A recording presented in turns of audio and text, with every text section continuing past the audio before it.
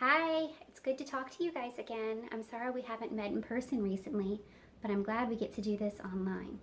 So to start today, we're going to play a game called Would You Rather. And I'm going to read out two choices, and if I pick the first choice, I'm going to hold up the letter A. And if I pick the second choice, I'm going to hold up the letter B. And you guys at home can play along by holding up your right hand or your left hand, depending on which one you want. So, would you rather do your schoolwork or say, meh, it's probably fine? I'd rather do my schoolwork. Would you rather eat apples for a snack or a candy bar for a snack? Well, I gotta tell you, I should eat apples, but I'd rather eat a candy bar. Would you rather fold your clothes or clean your room? I'd rather clean my room. Would you rather make good grades in math or be a good soccer player? I'd rather make good grades in math. Would you rather eat a salad or a pizza? Pizza. Would you rather make a mess or clean up a mess? I'd rather clean up a mess because then I've gotten to make it and clean it up.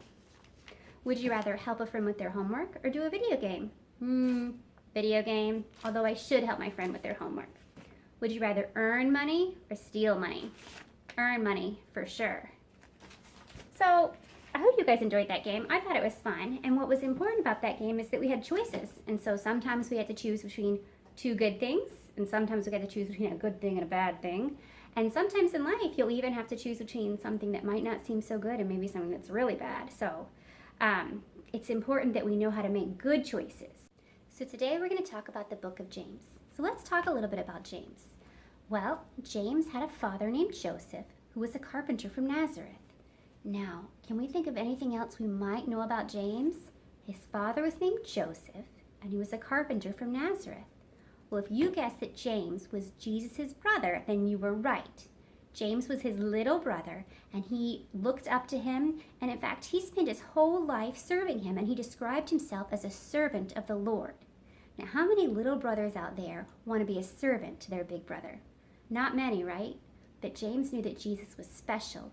He was the Son of God sent down for us. He is the Lord of Lords and the King of Kings. And so James understood that and wanted to serve Jesus with all his heart. Now, we're told that James was a very wise man, and if you read his book, you can see he has a lot of practical wisdom for us. So, recently we've been talking about the book of Hebrews, and in the book of Hebrews, we learned a lot about faith. And the book of Hebrews describes faith as that believing in that which you cannot see. But James describes faith as believing certain truth enough to act on them. And we call that works. So when you go out and you do something good in the world, we call that doing a good work. And James really preached that, and he felt that if we had faith, we should have that faith influence our life, and we should act on that faith by doing works. What's important here is that works are not enough alone. You can't buy your ticket into heaven by just doing good things in the world. You have to have faith. So works without faith doesn't mean a whole lot, but faith without works also doesn't mean a whole lot.